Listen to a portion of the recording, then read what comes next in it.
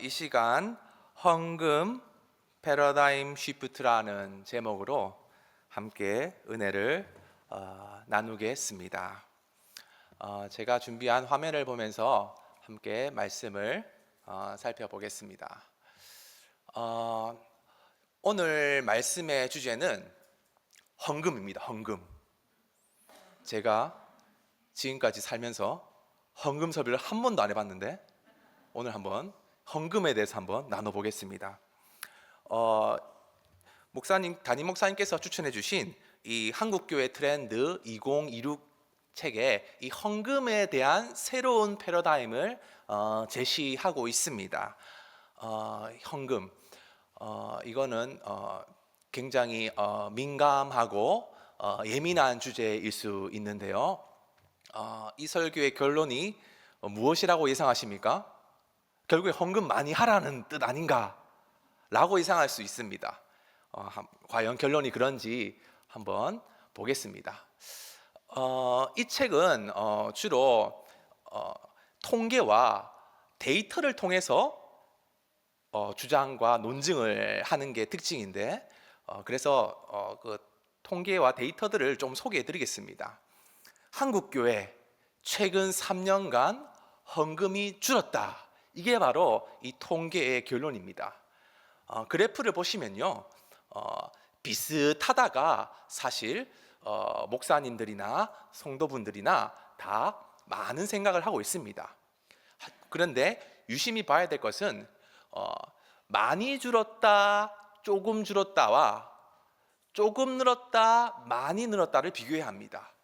그랬더니 줄었다라는 경향의 대답이 늘었다라는 경향보다 더 많이 있다는 것을 볼 수 있습니다. 그러니까 점점 헌금이 물론 대다수가 비슷하다고는 생각하지만 줄어들고 있다라고 이 통계가 보여주고 있습니다. 헌금이 줄어든 이유는 무엇일까요? 압도적인 과반의 이유가 바로 이 소득 감소라고 통계가 나와 있습니다. 소득 감소가 단순히 나의 어떤 그 월급이나 어떤 급여가 줄었다는 게 아니라 요즘 시대는 생각해 보니까 물가가 너무 많이 오른 시대입니다. 인플레이션 시대입니다. 과거에는 10,000원으로도 그 식사가 얼마든지 가능했지만 요즘에 보십시오. 간단한 식사만 하려고 해도 10,000원을 훌쩍 넘어가는 것을 볼 수 있습니다. 하지만 월급은 어떻습니까? 제자리죠. 그러니까 상대적으로 소득이 감소됐다고 볼 수 있는 것이죠. 그러니까 헌금을 하는 것도 이 소득 감소에 따라서 줄게 된다, 이렇게 볼 수 있습니다.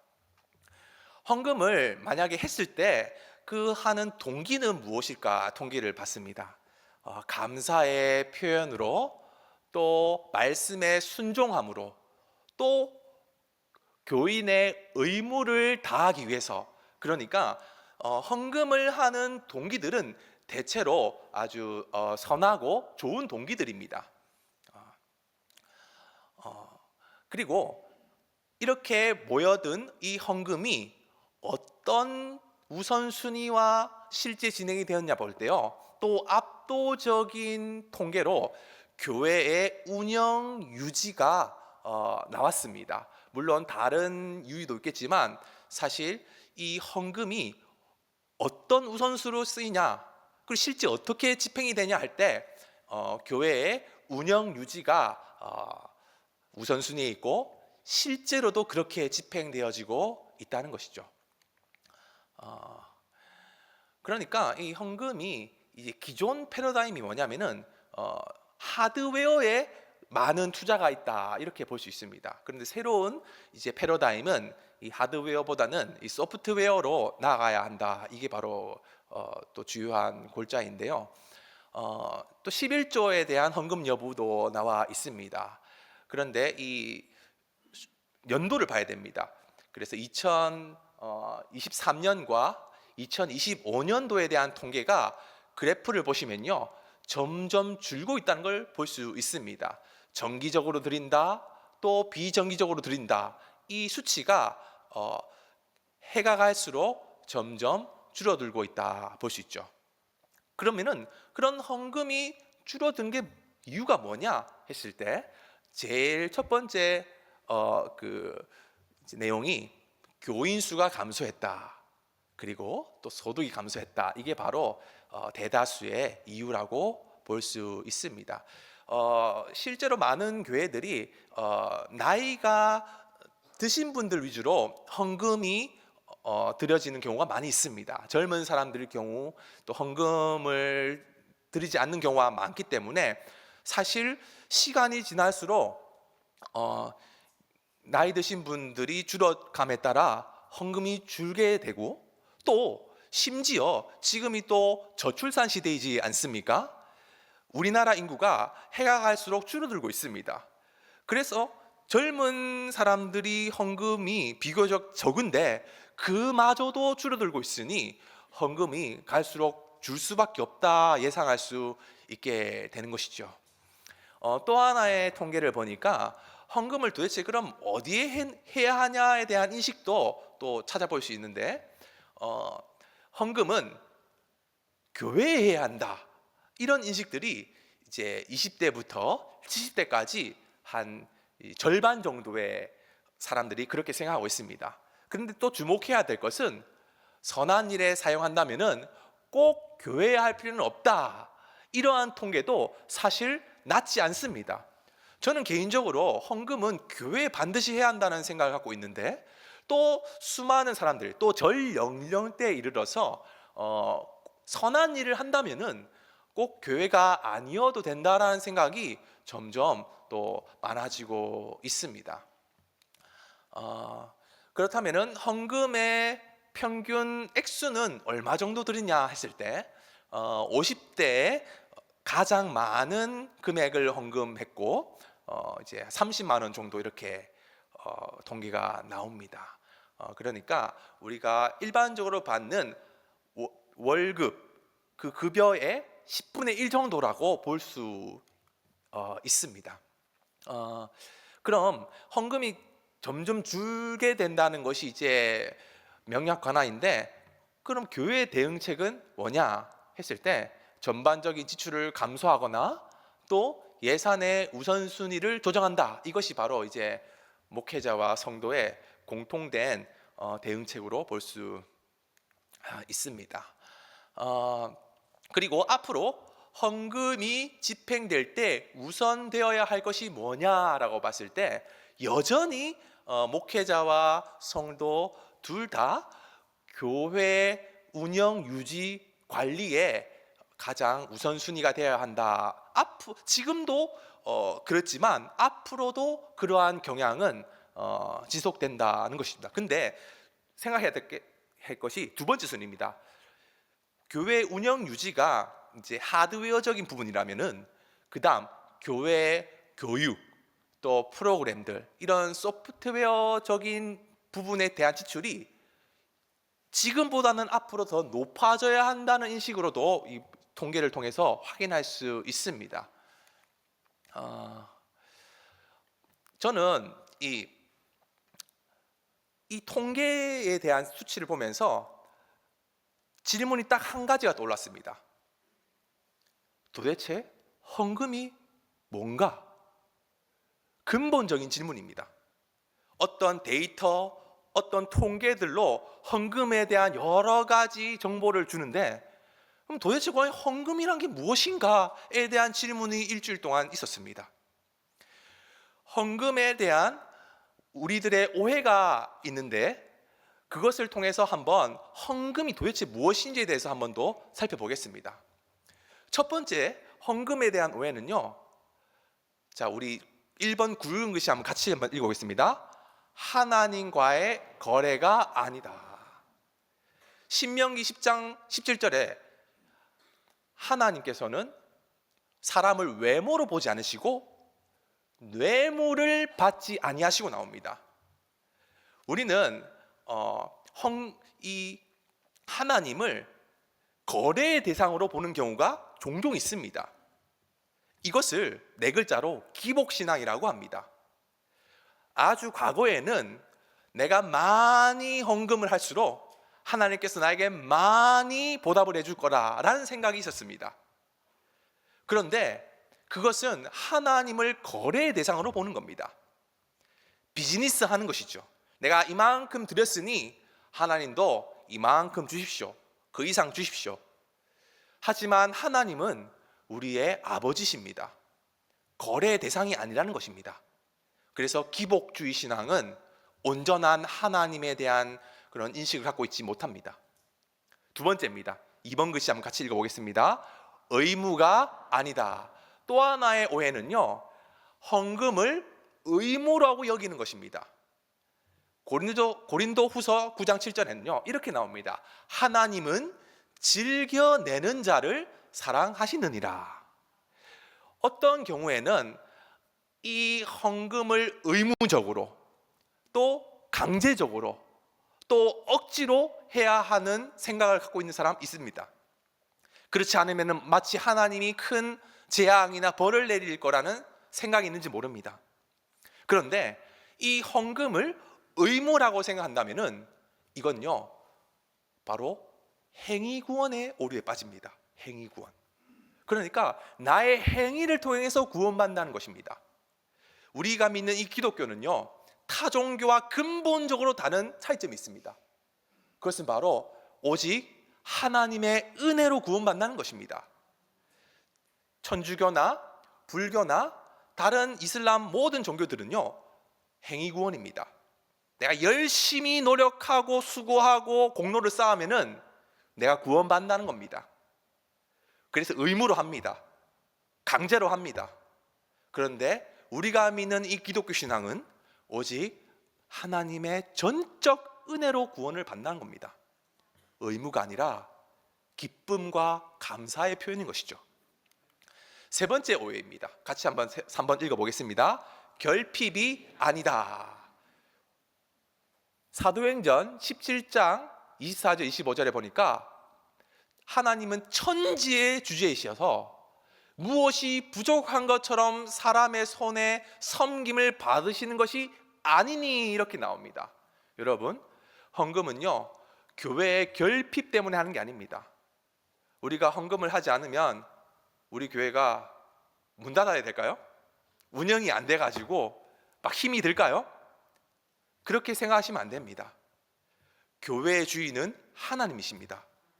예수 그리스도께서 교회의 머리가 되십니다. 하나님께서 세우신 교회는 하나님께서 이끌어 주신다는 겁니다. 우리는 거기에 기쁨으로 동참할 뿐인 것입니다. 아, 내가 헌금을 하지 않으면 교회 운영이 안 돼, 유지가 안 돼, 이런 생각 오해입니다. 마지막으로 4번입니다. 같이 읽어보겠습니다. 여유의 문제가 아니다. 역대상 29장 14절에 우리가 주의 손에서 받은 것으로 주께 드렸을 뿐입니다. 혹자는 헌금에 대해서 이렇게 생각합니다. 여유가 있으면은 헌금하겠습니다. 지금 너무 바빠, 너무 지금 타이트합니다. 요즘에 생활이. 그런데 오해입니다. 헌금은요 여유의 문제가 아닙니다. 헌금은 우리의 신앙 고백입니다. 왜냐하면 우리가 가진 모든 것이 다 주님의 은혜로 받은 것이기 때문입니다. 우리가 11조를 드릴 때요 10분의 1은 하나님 거고 나머지는 다 제 거죠? 아닙니다. 내가 받은 한 달의 모든 소득과 수입은 모두 하나님의 것입니다. 다만 하나님께서는 10분의 1을 드림으로 인해서 모두를 받은 것으로 여기신다는 것이죠. 그러니 내 모든 소득 다 주의 것입니다. 심지어 내 모든 시간, 내 모든 호흡, 내 모든 생명 다 주의 것입니다. 모든 것이 주께로 나오고 주로 말미암고 주께로 돌아가는 것입니다. 다만 우리가 말씀에 따라 그 일부를 믿음으로 드리는 것이죠. 그래서 헌금은요 나의 신앙을 고백하는 것입니다. 헌금은요, 그래서 내가 드리고 싶을 때 드리고 말고 싶을 때 마는 문제가 아닙니다. 헌금은 예배의 요소입니다. 우리가 예배할 때요, 오늘 예배 아침부터 하셨죠? 찬양하고요, 사도신경도 하고 말씀도 읽고 기도도 하고 또 뭐도 합니까? 봉헌도 하는 것입니다. 옵션이 아닙니다. 예배의 요소입니다. 그 물질이라는 곳에 나의 마음을 들여 하나님께 내어드리는 것. 그러니 헌금은 해도 그만 안 해도 그만, 뭐 여유의 문제, 결핍의 문제, 이런 수준이 아니라 나의 마음을 담아 하나님께 올려드리는 예배 행위라는 것입니다. 믿으십니까? 그래서 오늘 말씀 같이 한번 읽어보겠습니다. 내 보물이 있는 그곳에는 내 마음도 있느니라. 아멘. 우리가 드리는 이 물질, 이 돈은요, 사실 도구입니다. 가치 중립입니다. 다만 그 물질이라는 도구에 우리의 마음을 담아 나아가는 것이지요. 그래서 팀 켈러 목사님께서는 이렇게 말씀하셨습니다. 돈은 우상이 아니다. 단지 당신의 돈이 어디로 흘러가는지가 당신의 진짜 우상이 어디에 있는지를 보여줄 뿐이다. 이렇게 말씀하셨습니다. 성경에도 돈을 사하는 것이 일만하게 뿌리라고 말씀합니다. 돈이 일만하게 뿌리가 아니라 돈을 사랑하는 우리의 마음이 일만하게 뿌리라는 것입니다. 그러니까 돈 자체는 우상 아닙니다. 돈 자체는 어떤 마귀 사탄 아닙니다. 그것을 향한 우리의 마음이 잘못될 수 있다는 것이죠. 이 시대는요, 돈이 왕노릇하는 시대입니다.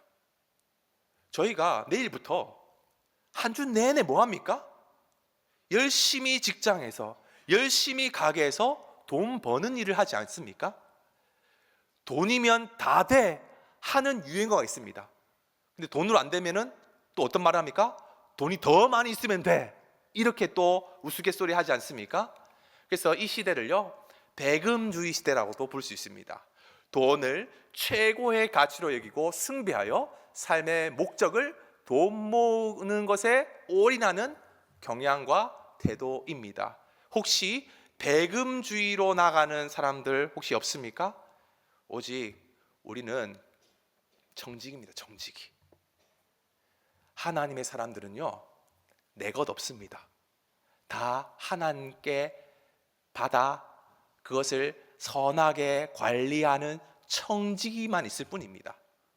내가 열심히 피땀 흘려 번 돈 다 내 거야. 내 것 아닙니다. 주님 주신 것입니다. 그것을 주님의 뜻에 따라 선하게 사용해야 할 사명이 모든 성도들에게 있는 것입니다. 그래서 모든 신자는 모두 청지기로서 살아가는 것이죠. 내 것은 없습니다. 다 주의 것입니다. 그러므로 주의 뜻대로 나의 모든 물질도 사용해야 한다는 것이죠.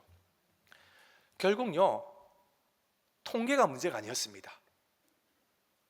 물가가 너무 올라서요, 월급이 빠듯해서요, 여유가 없어서 여러 이야기를 할 수 있는데 결국에 헌금의 문제는요, 우선순위의 문제입니다. 우리가 무엇을 첫 번째로 두느냐. 세상의 쾌락과 편리와 유익을 먼저 둔다면은 그것에 나의 우선순위가 있을 것입니다. 하지만 내가 비록 두 렙돈밖에 없는 과부의 신정일지라도 우선순위를 하나님 앞에 두시기 바랍니다. 하나님께서는 그러한 고백 가운데 더 풍성한 은혜로 갚아주실 것입니다. 결국 이 목회 트렌드 2026의 한 줄 요약을 제가 말씀드리겠습니다. 바로 의무가 아니라 효능감입니다. 의무가 아니라 효능감. 이 책을 보면서 살짝 뭔가 오류가 된 느낌이 있었는데요, 오늘 설교 제목이 헌금 패러다임 시프트이지 않습니까? 그런데 헌금에 대한 패러다임은 시프트 되지 않았습니다. 헌금은요, 우리의 신앙 고백입니다. 예배 요소입니다. 기쁨과 감사를 표현하는 최고의 어떤 측면의 최고의 예배 행위입니다. 그것은 예나 지금이나 똑같습니다. 패러다임이 변하지 않았습니다. 그러면 무엇이 변했느냐? 헌금을 어떻게 사용하는지에 대한 패러다임이 바뀌었습니다. 그게 뭐냐? 바로 의무가 아니라 효능감입니다. 그게 무슨 말이냐? 세 가지로 정리할 수 있습니다. 투명하게, 가치 중심적으로, 관계 중심적으로 헌금을 사용할 때 훨씬 더 이 헌금을 하나님의 나라에 합당하게 쓸 수 있다는 겁니다. 이것이 우리의 신앙 고백의 행위와 함께 할 때 시너지가 나는 것이죠. 예를 들겠습니다. 요즘 유행어 중에 돈줄 낸다란 말 아십니까? TV 예능 프로그램도 있습니다. 돈과 혼줄 낸다는 것을 합성어를 한 건데, 어떤 가게에 찾아가서 돈줄 낸다고 할 때 그냥 그 가게가 그냥 무너져라 음식을 시켜버리는 겁니다. 불백 30인분, 닭발 20인분, 왕갈비 10인분 있는 거 다. 그래서 매출이 막 그날 수백만 원이 나옵니다. 그냥 고기가 다 거덜납니다. 왜 이런 일을 하냐? 뉴스에 보니까요, 몇 년 전에 돈줄 난 치킨집 사장님 사례가 소개되었습니다. 어떤 배고픈 가난한 고등학생 형제에게 5천 원밖에 없는데 치킨을 못 사 먹습니다. 그런데 치킨집 사장님이 무료로 그 고등학생에게 치킨을 선물로 준 겁니다. 그게 SNS에 입소문을 타가지고 막 사람들이 그 치킨집 사장의 매출을 막 올려주는 것이죠. 그래서 착한 가게에 돈으로 혼줄 나게 해주자. 이게 바로 돈줄 낸다라는 새로운 문화입니다. 여러분, 아까 제가 서두에 이 통계를 통해서 어떻게 말씀드렸습니까? 너무 인플레이션 심합니다. 가계 소득은 오르지 않습니다. 경제가 너무 힘듭니다. 그런데요, 오히려 가치가 있는 곳에는 돈줄 내는 손길들이 있더라고요. 그것이 정말 귀하고 아름다운 그런 상황 속에서는 있는 듯 없는 듯 힘껏 다해서 매출을 올려주고 그 가게를 오히려 잘 되게 해주는 선한 손길들이 있다는 것입니다. 이것이 바로 오늘날의 돈을 사용하는 트렌드입니다. 우리 교회의 신뢰도 있습니다. 지지난주에 일본 단기 선교를 갈 때 어떻게 갔냐? 우리 성도님들의 귀한 후원의 손길로 말미암아 갔습니다. 그런데 이런 수련회도 그렇고 선교도 그렇고 이런 게 가치가 있습니다. 선교 얼마나 가치 있습니까? 가치 중심적이죠. 그리고 청년들이야말로 다음 세대이지 않습니까? 다음 세대 관계 중심적입니다. 그리고 홈페이지나 또 여러 갈래로 모두가 이 활동들을 다 오픈합니다. 투명합니다. 그러니까 정말 이 단기 선교 후원 마켓에 정말 많은 성도분들이 기쁨으로 동참해 주셨습니다. 역대급 수익이 발생해가지고 아주 행복하게 다녀왔습니다. 그러니까 앞으로 이 목회 헌금에 대한 목회 트렌드는 투명하고 가치 중심적이고 그리고 관계 중심적으로 나아갈 때 훨씬 더 하나님 앞에 나아가는 자원하는 심령들이 있다는 것입니다. 자, 저는요 이 헌금에 대한 결론을 십자가로 정의했습니다. 십자가는요 가롯대와 세롯대가 합쳐진 것입니다. 세롯대는요 하나님 사랑입니다. 우리가 물질을 하나님 앞에 드리는 것은 하나님을 향한 사랑의 고백이고 신앙 고백입니다. 그런데 그 드린 물질은 바로 이웃 사랑을 향해서 가롯대처럼 넓게 퍼지는 것이죠. 그래서 우리가 드린 헌금은 하나님을 향한 사랑이고 또한 그것이 이웃을 향한 사랑으로 흘러가게 되는 것이죠. 그래서 헌금은 십자가이고 십자가는 하나님 사랑, 이웃 사랑이 되는 것입니다. 감리교를 창시한 존 웨슬리는 이런 말을 했습니다. 지갑이 회심하지 않으면 참된 회심이 아니다, 이렇게 표현했습니다. 그러니 이 시대, 돈이 왕노릇하는 이 시대 속에서 물질을 어떻게 쓰느냐가 우리의 신앙을 결국에 기준한다는 것이죠. 우리가 나의 유익과 나의 편리와 나의 쾌락을 위해서 나의 물질을 다 쓴다면은 그것이 나의 하나님이 될 것입니다. 비록 나의 가진 물질이 적지만 하나님 나라와 영광을 위해서 드리고 섬기고 나아갈 때 하나님께서 오히려 놀라운 은혜로 함께 해주실 것입니다. 이제 완전 마지막인데요. 하이델베르크 요리 문답, 이것은 이 성경의 아주 중요한 교리를 질문과 답변 형식으로 요약한 겁니다. 그 중에서 가장 중요한 것이 제1주일 1문입니다. 같이 한번 이 질문을 한번 읽어보겠습니다. 살아서나 죽어서나 당신의 유일한 위로는 무엇인가요? 답변이 뭘까요? 뭐니 해도 뭐니일까요? 답변을 한번 보겠습니다. 자, 우리 답변, 제가 1문을 읽겠습니다. 살아서나 죽어서나 당신의 유일한 위로는 무엇입니까? 답변 읽어주십시오. 살아서나 죽어서나 나는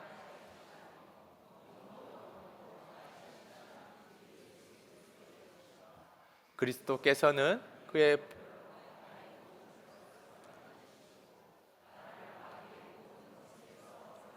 있습니다. 또 있습니다. 계속 읽겠습니다.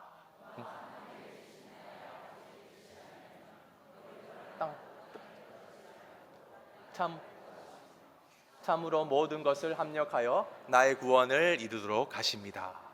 그러함으로 그의 성령으로 그분은 나에게 영생을 확신시켜 주시고 이제부터는 마음을 다하여 그리고 신속히 하십니다. 아멘. 더 이상 우리의 인생의 주인은 돈, 물질이 아닙니다. 오직 예수 그리스도, 그분만이 유일한 나의 소망인 줄로 믿습니다. 그분께 우리의 어떤 작은 물질이 아니라 우리의 모든 생명이 다 주의 것임을 믿고 우리의 모든 삶을 하나님께 드리는 복된 대함의 성도분들 되시기를 예수님의 이름으로 축복합니다.